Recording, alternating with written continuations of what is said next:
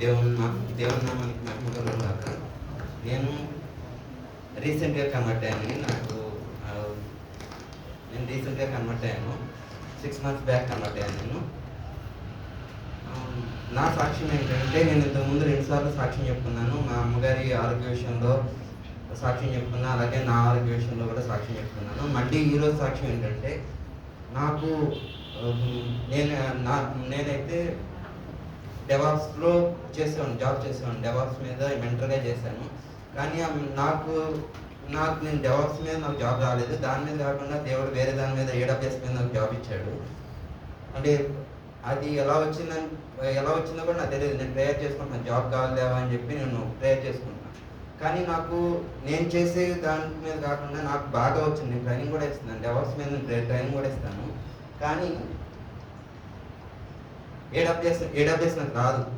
కానీ దాని మీద జాబ్ వచ్చింది. సరే కదా అని జాయిన్ అయిపోయాను. జాయిన్ అయిపోయిన తర్వాత 3 months తర్వాత ఇప్పటివరకు నువ్వేం చేయలేదు, నీకేం రావట్లేదు అని చెప్పి ఆయన అన్నారు. ఇంకా నువ్వు వెళ్ళిపోవాలన్నట్టుగా అన్నారు. ఇంకా నీకు సర్టిఫికేషన్ అని అతను ఎలా తీయాలో తెలియక ఈ సర్టిఫికేషన్ చేస్తేనే నువ్వు ఉండాలి, లేదంటే లేదన్నట్టుగా అన్నారు. ఇదిగోండి నాది ఇదే ప్రాబ్లం. నాకు చాలా భయం. ఇంకా ఈ భయాన్ని పోగొట్టుకోవాలంటే ఈ భయం వల్లే అతను వెళ్ళిపోమంటున్నాడు. ఎవరితో మాట్లాడాలంటే ఈ భయం వల్లే వెళ్ళిపోమంటున్నాడు. మాట్లాడుతుంటే అతని ముందు కూడా ఇలాగే, మా MD ముందు కూడా ఇలాగే మాట్లాడుతుంటే వణికిపోతూ ఉంటాయి, చేతిలో వణికిపోతూ ఉన్నాయి. ఎందుకని నాదేంటంటే, నేను మామూలుగా అసిస్టెంట్ ప్రొఫెసర్ ఇంజనీరింగ్ కాలేజ్లో 10 years ఎక్స్పీరియన్స్ ఉంది. అయినా సరే నాకు ఎంత వణుకు వస్తుందంటే, నాకు ఎందుకు ఇది శాతం అనుకోవాలి, నాకేమనుకోవాలి నాకు అర్థం కావట్లేదు. అయితే నాకు సడన్గా నాకు 10 days ముందే చెప్పారండి, AWS మీద నువ్వు సర్టిఫికేషన్ చేస్తే నువ్వు ఉండు, కానీ లేదంటే వెళ్ళిపోవాలని అన్నారు.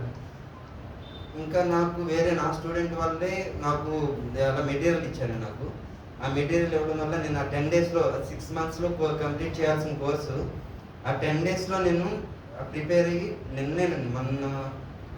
మొన్నే ఎగ్జామ్ అయింది.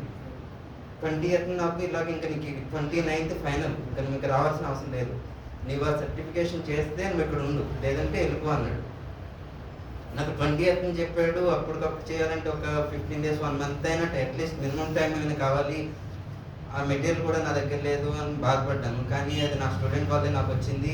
ఆ తర్వాత 10 days కష్టపడ్డాను, దేవునికి ప్రేయర్ చేసుకున్నాను. అలాగే మన దైవజనులు ఫిలిప్ అన్న గారికి ఫోన్ చేశాను, ఇలా ప్రేయర్ చేయాలంటే. ఆయన ఎగ్జామ్కి వెళ్ళి 1 గంట ముందు ఆయన నాకు ప్రేయర్ చేశారు. ప్రేయర్ చేసి చేయడంలో నేను ఎగ్జామ్ రాసేటప్పుడు కూడా నేను నమ్మలేదు. ఎందుకంటే మనకు తెలిసిపోతుంది కదా, ఎగ్జామ్ రాస్తున్నప్పుడు మనకి పెట్టేది రైటర్ అనేది మనకు తెలిసిపోతుంది. కానీ నాకు 50% నాకు నా మీద నమ్మకం ఉంది. 50% నేను పెట్టిన కరెక్ట్ అని నాకు తెలిసిపోతుంది. నాకు ఈ జాబ్ పోయినట్టే ఇంకా నేనని చెప్పి నేను అనుకున్నాను.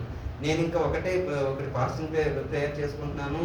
తర్వాత ఇలాగ దేవుని నమ్ముకొని ఇంకా ప్రతి ఆప్షన్ పెట్టే ముందు కూడా, అంటే మల్టిపుల్ చాయిస్ కదా, ప్రతి ఆప్షన్ పెట్టేటప్పుడు ఇది నాకు తెలియదు, ఇంకా ఏం చేస్తా, మీరే మీ చేతిలోనే పెట్టినానని చెప్పి నేను అది పెట్టుకున్నాను. ఎందుకంటే నాకు ఎంత భయమైనా సరే నేను ఇక్కడికి వచ్చి చెప్తున్నానంటే,